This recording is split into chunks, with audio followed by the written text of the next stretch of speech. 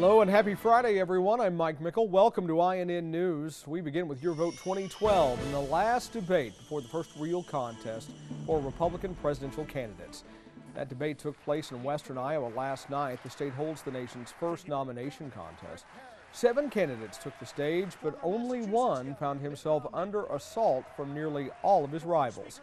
Newt Gingrich, the new frontrunner, fended off attacks on his electability and conservative record. I think on the conservative thing, it's sort of laughable to suggest that somebody who campaigned with Ronald Reagan and with Jack Kemp and has had a 30-year record of conservatism is somehow not a conservative. Second place candidate Mitt Romney talked about his ability to beat President Obama. I spent my life, my career in the private sector. I understand, by the way, from my successes and failures, what it's going to take to put Americans back to work with high-paying jobs. I can debate President Obama based upon that understanding. Rick Perry says he's still in the game and he's practically Tebowing to win it. There are a lot of folks that said Tim Tebow wasn't going to be a very good NFL quarterback. There are people that stood up and said, well, he doesn't have the right throwing mechanisms, or he doesn't, he's not playing the game right.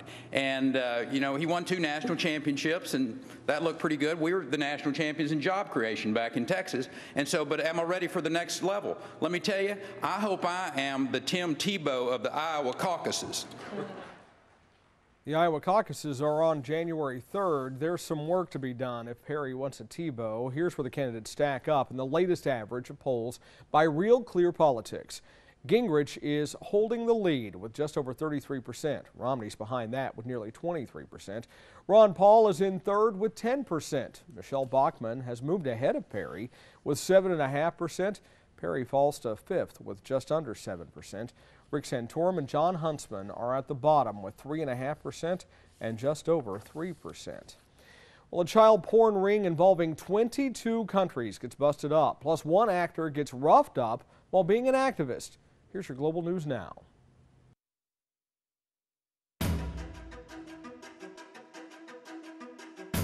European police have broken up a global child pornography ring. They've identified 269 suspects that resulted in 112 arrests so far in 22 countries. Authorities say the confiscated items contain some of the worst material ever seen. The investigation is ongoing, and Interpol says it is hoping to identify and safeguard the victims. More arrests are also expected. Powerful storms are creating flash floods in New Zealand. Landslides are overwhelming entire neighborhoods. Roads are washed out, homes are destroyed. A state of emergency is in place in certain areas. Actor Christian Bale was roughed up while visiting China as an activist. The Batman star was pushed around by government guards when he tried to visit a blind attorney under house arrest. Bale was pushed and chased. The actor says the attorney is being held illegally and he should be allowed to visit. Bale first learned about him while in China making a movie. And that's your Global News Now. Author and journalist Christopher Hitchens has died. Vanity Fair announced the death of the contributing editor late last night. He died of pneumonia, a complication of esophageal cancer. Vanity Fair editor Graydon Carter described Hitchens as a man of ferocious intellect. He says he was as vibrant on the page as he was at the bar. Hitchens was known for his sharp wit and his critical view of politics and religion. He was 62. Well, fewer are filing for unemployment, but more of you are returning those gifts you bought. And just how many will hate their presents? Ryan Bass gets back to business. Fewer Americans than expected lined up for jobless benefits last week. The government reports 366,000 people filed for unemployment for the first time. That's the lowest number since 2008. Amazon's Kindle Fire may have gotten lukewarm reviews, but its sales seem to be sizzling. Amazon says for the 3rd week in a row, it's sold more than 1 million Kindles. Users have complained about problems like slowness and clunky internet browsing.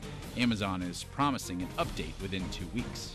Some shoppers who rushed to grab discounts on TVs, toys, and other items are now returning them for some much-needed cash. It estimated that for every dollar stores take in this holiday season, they'll have to give back nearly 10 cents in returns, up slightly from last year. In better economic times, returns amount to about 7 cents for every dollar in sales. A recent survey finds 1 in 5 adults have a gripe about a gift they got last Christmas. The most common way to respond to a present of poor choice? Make the best of it. A rare few, 2% of those asked, actually give it back to the giver, providing for some it's not the thought that counts. For your Back to Business, I'm Ryan Bass. Next week around this time, you may be taking off for the holidays. Well, before you pack, take some time to plan for some savings. Here's Erica Rodriguez with this week's edition of Super Steals.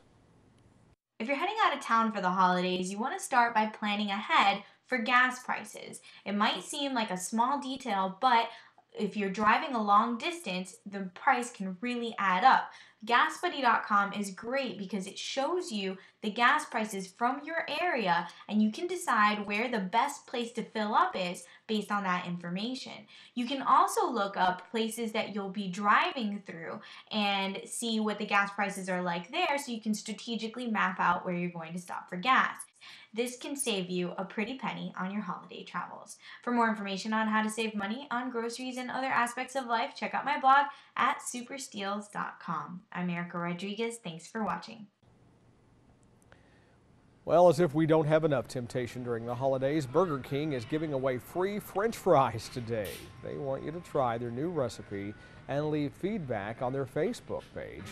No other purchase is necessary. Next, we continue our look back on 2011, social media, how it's changed and how it changed us this past year. Plus, is your life a circus and you just need a break just for you? How about the circus workout? From the big top to your gym. See how it works coming up on INN.